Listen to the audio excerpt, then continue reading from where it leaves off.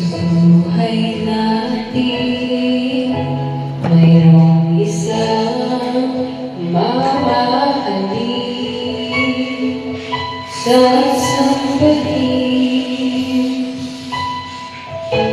Sa buhay natin, mayroong isang bukod dahil sa lahat at ibig ay pagbago, ngunit sa di naasahang pagkakataon at para bang ika'y nilalaro ng panahon, may ibang makikilala at sa unang pagkikita may tunay na pag-ibig na madarama.